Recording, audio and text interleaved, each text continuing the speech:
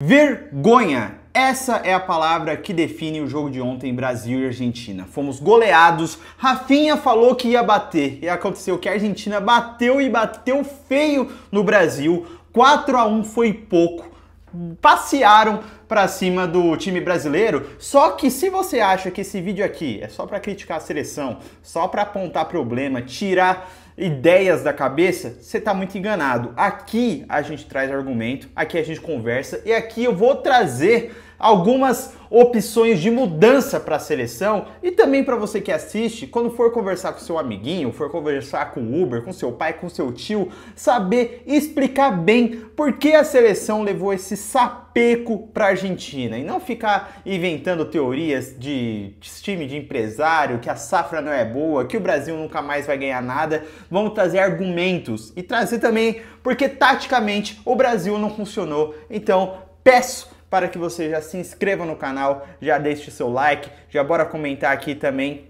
Vamos conversar sobre como foi esse 4-1 e de onde é construída essa goleada que o Brasil levou. Primeiro de tudo, não tem como falar do Brasil sem falar que é um problema estrutural. Não começa ali, ou na verdade não termina só nos jogadores que estão em campo, tá? O Brasil acaba de reeleger Edinaldo Rodrigues até 2030, presidente da CBF.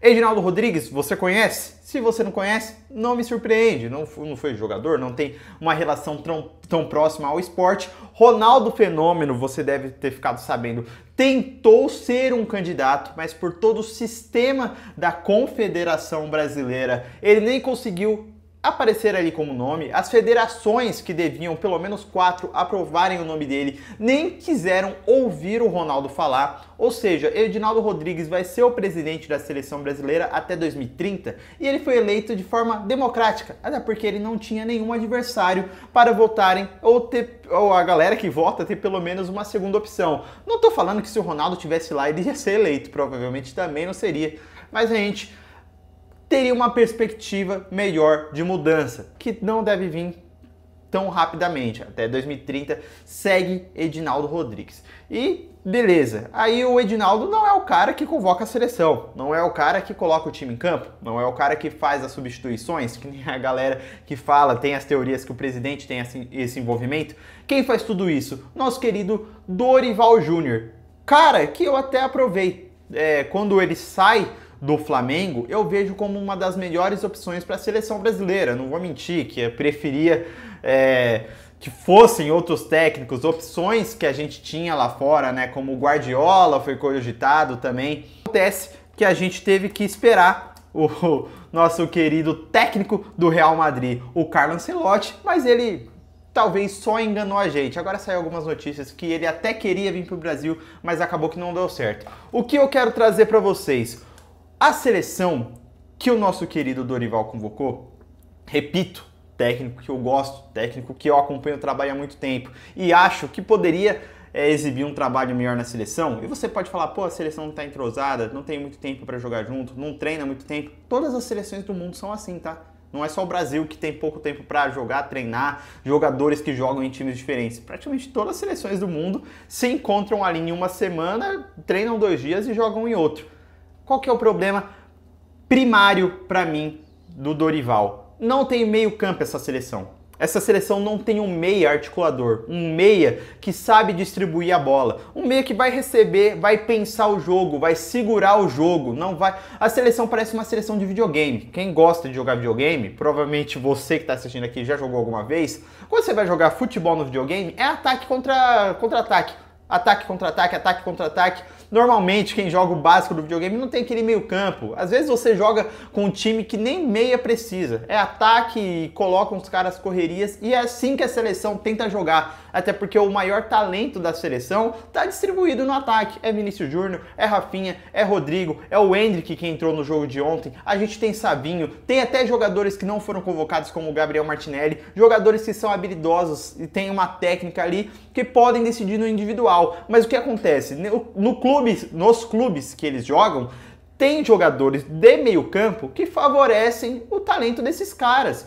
O Vinícius Júnior e o Rodrigo jogam com o Modric, jogam com o Valverde, jogadores que correm pelo time. Até pouco tempo atrás, antes de se aposentar, tinha o Toni Kroos também, um cara que segura a bola, um cara que pensa o jogo, o cara que vai achar um passe pro Vinícius Júnior não pegar uma bola no meio de campo e levar 4, 5 jogadores para achar o gol. É um cara que às vezes vai achar o Vinícius e deixar ele no 1 contra 1, de cara com o goleiro, às vezes com um zagueiro. E isso falta para a seleção. A seleção não tem opção no meio-campo. E eu não vou falar aqui de Neymar, porque o Neymar, o último jogo da seleção dele foi em 2023. A gente já passou um ano, já estamos em 2025 e a gente já devia ter pensado em como construir esse meio-campo. O Brasil perdeu ontem para a Argentina sem o Messi, sem o Lautaro Martinez, que talvez em nível técnico hoje seja o segundo principal nome da Argentina. E mesmo assim a Argentina tem um padrão tático. E o que eu quero dizer de padrão tático? Pô, o Brasil não tem que ligar pra tática, a gente tem que ligar pro talento, coloca esses caras pra jogar, que a gente vai arregaçar. Não é bem assim. E se engana muito quem acha que o Brasil nunca teve padrão tático, tá? Desde as primeiras Copas do Mundo que a gente ganhou, o Brasil foi revolucionário em saber pensar, em priorizar os talentos, mas sabendo fazer o time jogar por esses talentos. O que o Brasil não tá fazendo. Vamos pegar o meio-campo do Brasil. A gente não tem mais um primeiro volante de função. Desde a saída do Casemiro, a gente não tem mais aquele volante que a gente chama de, pô, esse cara é o volante que domina aqui o meio-campo. Nas últimas Copas do Mundo, quem a gente tinha de reserva direto pro Casemiro, a gente viu o Luiz Gustavo, a gente viu Fernandinho, que acabou não indo muito bem, mas eram jogadores que não eram exatamente volante de função ou eram segundos volantes e jogavam muito bem em seus clubes e acabavam não entregando talvez tão bem pela seleção. Isso é um problema que acontece também e eu quero conversar sobre isso depois. O que o Brasil tem hoje de safra no meio-campo? Uma ótima variedade de segundos volantes a gente tem. João Gomes, a gente tem André, a gente tem Bruno Guimarães, a gente tem Joelton, Lucas Paquetá, que estava sendo convocado, vários outros jogadores que fazem muito bem essa segunda função. A segunda função, o segundo volante, é um cara que tem que ajudar na marcação e tem que ajudar no ataque, mas nem sempre é um especialista em marcação ou é um especialista em construir jogadas lá pra frente. E o Brasil tem essas opções, tá? A gente vê aqui, jogando em solo nacional, tem Alan Patrick, tem Rafael Veiga, tem até o Matheus, o Cruzeiro, há pouco tempo atrás, vinha jogando muito bem. O Matheus Cunha é convocado para a seleção, teoricamente, para ser esse meio armador. O Dorival, que fala que convoca jogadores para jogarem como jogam em seus clubes. O Matheus Cunha, que era um centroavante, virou um meio armador no Wolverhampton e não executou essa função. Quando o Brasil é escalado para jogar como foi ontem, eu vi lá Vinícius, Rafinha, Rodrigo e Matheus Cunha. Achei que o Dorival estava sendo genial em enganar a Argentina. O Matheus Cunha ilusoriamente de centroavante, mas na verdade ia fazer a função de meia. Não, fez a função de centroavante, até achou um gol ali na marcação-pressão, mas pô, o Brasil não tem meio campo. E você acha que o Scaloni, técnico da Argentina, não assistiu Brasil e Colômbia? Assistiu, e assistiu muito. O Brasil ganhou da Colômbia no talento individual, que é como a gente pode achar uma jogada individual do Vinícius Júnior, que ele acabou sofrendo pênalti, e no final do jogo ele pega a bola no meio campo, leva dois caras, bote de fora da área e deixa o Brasil na frente. E isso é para acontecer, mas não tem que ser a única jogada, a única opção da seleção. Toda hora dá a bola nele e hora para acontecer alguma coisa. A gente tem que ter um meio campo preparado para favorecer esses caras. O Brasil jogou com dois meias, que eram dois segundos volantes, André e Joelinton. Daí pra frente era um buraco até chegar ao ataque e eles nem eram tão próximos da zaga assim. O Brasil passou vergonha. O meio-campo da Argentina jogou com 4, 5 meias. Jogadores habilidosos, técnicos. O Brasil ficou sem meio-campo, ficava um buraco na parte brasileira, mas totalmente preenchido pelo meio-campo argentino, que o Brasil não conseguia ver a bola. Era absurdo, é sacanagem, é um desnível técnico que faz lembrar a goleada que a gente levou para a Alemanha em 2014. Quando você vê que o Brasil não conseguia ver a bola, você fala, pô, hoje a gente vai levar 7-1 de novo. E por isso que eu falo, 4-1 foi pouco ali, tá? A Argentina envolveu o Brasil, aí o pessoal vai falar, pô, será que a provocação do Rafinha foi por isso que o Brasil perdeu? Lógico que não, mas lógico que não. Talvez deu um temperinho a mais. Não vou mentir, Argentina, emocional, os caras já iriam ganhar aquele jogo, mas depois da declaração do Rafinha falando que vai bater, os caras vão com sangue no olho. Aí, na dúvida, eles vão querer golear. Como eu dizia, na dúvida, a Argentina vai querer golear o Brasil. Não vai pensar duas vezes, os caras estavam com sangue no olho. Teve embate com o Rafinha, a declaração dele, tudo bem, é pressionada pelo Romário, né? O Romário provoca o Rafinha a dizer aquilo e o Rafinha de frente com o Romário quer se mostrar um jogador como o Romário e fala que o Romário quer ouvir e o Romário aprova. Mas beleza, pressão pro Rafinha agora. Agora o Brasil, que já iria jogar contra uma Argentina melhor preparada, isso é fato, contra uma Argentina que talvez no papel não tenha tantos talentos ofensivos como o Brasil tem, ainda mais sem o Messi. Mas a Argentina é a atual campeã do mundo. A Argentina seria favorita contra o Brasil se o Brasil tivesse o Neymar, se o Brasil às vezes tivesse esse meio que eu tô falando. Se o Brasil tivesse melhor ajustado, hoje a Argentina seria a favorita. E colocou um temperinho a mais. E tinha que chamar a responsa. Não tô falando que o Rafinha errou em dar aquela declaração. Talvez falar em bater fora do campo é algo discutível. Mas bater dentro do campo, em questão de ter raça, ter foco, vamos pra cima, achei legal. Acontece que jogou um temperinho a mais, não tem nada melhor de preleção ou inspiração para um clube do que você ouvir do adversário que ele vai querer te arregaçar, brilhar para cima de você, deitar e rolar. Aí a Argentina, que já era melhor preparada, jogou com melhor que o Brasil, mas eu não quero que o foco seja esse, tá? Taticamente, não é possível que o Lionel Scaloni viu, todos os comentaristas viram, todos os analistas de seleção viram e ninguém entendeu que o Brasil não tem meio campo. E o Dorival não convocou praticamente nem naquela pré-lista nenhum meia. O Gerson sai machucado, Bruno Guimarães sai machucado, ele pode fazer mudanças e convocar jogadores novos que estavam na pré-lista. O que ele teve de opção foi chamar João Gomes e Ederson, que também são segundos volantes. O Brasil está recheado de segundos volantes e eu não quero que esses caras sejam crucificados, porque é uma geração boa de segundo volantes. Mas pelo sistema, eles acabam sofrendo. Aí a gente vai ouvir o pessoal falar mal do Bruno Guimarães, do Joelinton e tudo mais, mas esses caras são bons dos clubes deles que tem um preparo ali com um volante e com um meia para eles servirem. Não dá para esses caras jogarem sozinhos, ainda mais só dois, pô.